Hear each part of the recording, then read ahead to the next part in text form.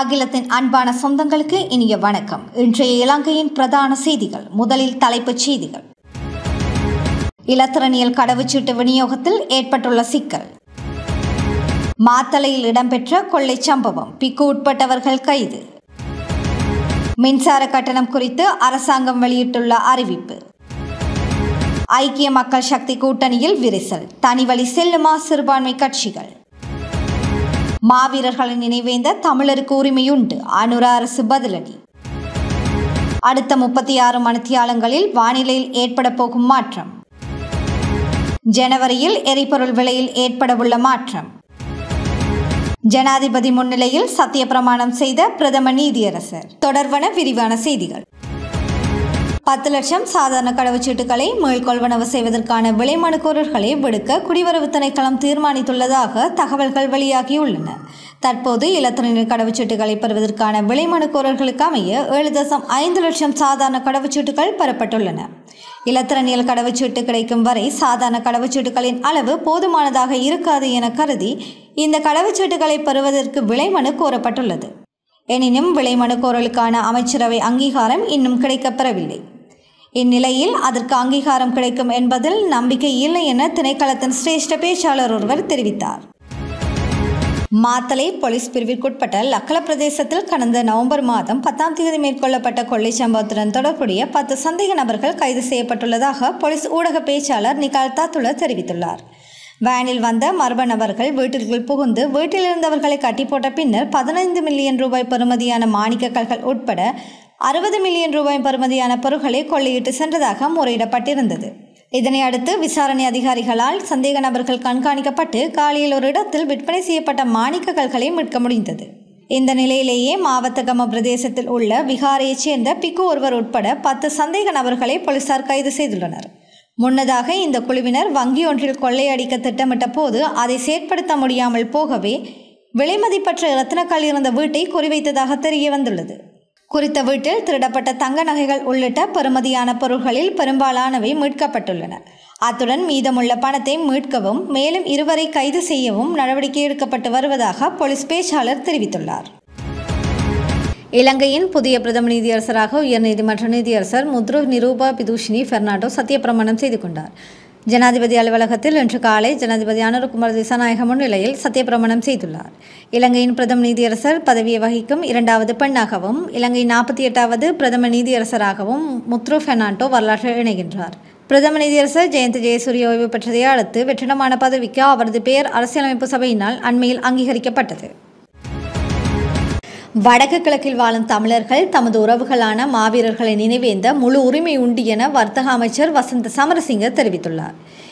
இதேவேளை தெற்கில் அரசியலில் புறக்கணிக்கப்பட்டவர்களே மாவீரர் தின விவகாரத்தை கையில் எடுத்து இனவாத முரண்பாடுகளை மீண்டும் தோற்றுவிக்க முயற்சிக்கின்றனர் என்று அவர் குறிப்பிட்டுள்ளார். இது தொடர்பில் ஊடகங்களிடம் அவர் மேலும் கூறுகையில், நாட்டில் மீண்டும் பிரிவினைவாத முரண்பாடுகளை தோற்றுவிக்க வேண்டிய தேவை வடக்கு மற்றும் கிழக்கு தமிழ் மக்களுக்கு கிடையாது. தேசிய மக்கள் சக்தி தலைமையிலான அரசுக்கு ஒட்டுமொத்த தமிழ் மக்களும் ஆதரவளித்துள்ளார்கள். இந்த அரசில் தமிழ் மற்றும் முஸ்லிம் மக்கள் பிரதான பங்காளிகளாக உள்ளனர். அனைத்து இன மக்களின் ஒத்துழைப்புடன் சிறந்த அரசு நிர்வாகத்தை முன்னெடுப்போம். வடக்கு கிழக்கில் மாவீரர் தினத்தை தமிழ் மக்கள் அனுஷ்டிப்பதால் தேசிய பாதுகாப்புக்கு எவ்வித பாதிப்பும் ஏற்படாது. தேசிய பாதுகாப்பு பலப்படுத்தப்பட்டுள்ளது. ஆகவே இனவாதத்தை முன்னிலைப்படுத்தி தெற்கில் அரசியல் செய்யும் தரப்பினர் வீடாக அச்சமடைய தேவையில்லை என வசந்த சமரசிங்க தெரிவித்துள்ளார். தேசிய பட்டியல் விவகாரம் காரணமாக ஐக்கிய மக்கள் சக்தியிலிருந்து சிறுபான்மை கட்சிகள் விலகிச் செல்லும் தீர்மானத்திற்கு வந்துள்ளதாக அறிய கிடைத்துள்ளது. கடந்த நாடாளுமன்ற தேர்தலில் ஐக்கிய மக்கள் சக்தியில் இணைந்து போட்டியிட்ட சிறுபான்மை கட்சிகளுக்கு தலா ஒரு தேசிய பட்டியல் நியமனம் வழங்கப்படும் என்று உறுதியளிக்கப்பட்டிருந்தது. இந்நிலையில் ஐக்கிய மக்கள் சக்திக்கு மொத்தமே 5 தேசிய பட்டியல் ஆசனங்களே கிடைத்துள்ள நிலையில் அதனை பங்கிட்டுக் கொள்வதில் மோதல் நிலை ஏற்பட்டுள்ளது. கட்சியின் செயலாளர் ரஞ்சித் மாத்தும பண்டாரா ஐக்கிய மக்கள் சக்தி பெற்ற 5 தேசிய பட்டியல் எம்பி பதவிகளில் ஒன்றுக்கு நாடாளுமன்ற உறுப்பினராக நியமிக்கப்பட்டுள்ளதுடன் இந்நிலையில் நாடாளுமன்ற தேர்தலில் ஐக்கிய மக்கள் சக்தியுடன் ஒன்றிணைந்து போட்டியிட்ட அரசியல் கட்சிகளுக்கு வாக்குறுதி அளித்தபடி தேசிய பட்டியலின் பாராளுமன்ற உறுப்பினர் பதவிகள் வழங்கப்படாவிட்டால் எதிர்வரும் உள்ளூராட்சி சபை தேர்தலில் தனித்து போட்டியிடுவது தொடர்பில் அக்கட்சிகள் கவனம் செலுத்தியுள்ளதாக தெரிவிக்கப்பட்டுள்ளது. சுதந்திர மக்கள் சபை, தமிழ் முற்போக்கு முன்னணி, ஸ்ரீலங்கா முஸ்லிம் காங்கிரஸ், அகில இலங்கை மக்கள் காங்கிரஸ் உட்பட பல கட்சிகள் ஐக்கிய மக்கள் சக்தியின் கூட்டணி கட்சிகளாக செயற்படுகின்றன. தென்மேற்கு வங்காள விரிகுடாவில் ஏற்பட்ட ஆழ்ந்த தாளமுகம் காரணமாக அடுத்த 36 மணித்தியாலங்களுக்கு வடக்கு, மேற்கு, சப்ரகமுவ, வடமேற்கு மற்றும் வடமத்திய மாகாணங்களில் மழை அல்லது இடியுடன் கூடிய மழை பெய்யக்கூடும் என வளிமண்டலவியல் திணைக்களம் தெரிவித்துள்ளது. வளிமண்டலவியல் திணைக்களம் எதிர்வரும் 36 மணித்தியாலங்களுக்கான அறிவிப்பை வெளியிட்டு இதனை தெரிவித்துள்ளது. இதேவேளை ஃபெங்கல் புயல் நேற்று காலை 11:30 மணியளவில் வட தமிழகம் புதுச்சேரி கரையை கடந்து இந்தியாவுக்குள் நுழைந்துள்ளது. ஃபெங்கல் புயல் காரணமாக இந்தியாவின் தமிழ்நாடு மற்றும் புதுச்சேரியில் பல பகுதிகளில் வெள்ளப்பெருக்கு ஏற்பட்டுள்ளது. இந்த நிலையில் இராணுவத்தினர் மற்றும் மீட்புக் குழுவினர் மீட்புப் பணிகளில் ஈடுபட்டுள்ளதாக இந்திய தகவல்கள் தெரிவிக்கின்றன.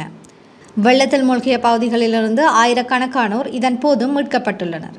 அத்துடன் புதுச்சேரியில் கடந்த 30 வருடங்களில் இல்லாத அளவிற்கு மழை வீழ்ச்சி பதிவாகியுள்ளதாக தெரிவிக்கப்பட்டுள்ளது. அத்துடன் புதுச்சேரியில் கடந்த 30 வருடங்களில் இல்லாத அளவிற்கு மழை வீழ்ச்சி பதிவாகியுள்ளதாக தெரிவிக்கப்பட்டுள்ளது. அதற்கமைய தற்போது புதுச்சேரியின் பல பகுதிகள் வெள்ளத்தில் மூழ்கியுள்ளதாக தெரிவிக்கப்படுகின்றது. ஜனவரி மாதம் முன்வைக்கப்படும் வரவு செலவு திட்டத்தில் எரிபொருள் விலை நிரந்தரமாக கட்டுப்படுத்தப்படும் என விஞ்ஞான மற்றும் தொழில்நுட்ப அமைச்சர் பேராசிரியர் கிருஷாந்த் அபேசேன தெரிவித்துள்ளார். டிசம்பர் மாதம் முதல் நடைமுறைக்கு வரும் வகையில் டீசலின் விலை 3 ரூபாவினால் அதிகரிக்கப்பட்டுள்ளதுடன் அதன் புதிய விலை 286 ரூபாவாகும். 311 ரூபாவாக இருந்த ஒக்டேன் 92 பெட்ரோல் லீட்டரின் விலை 2 ரூபாவினால் குறைக்கப்பட்டுள்ளது.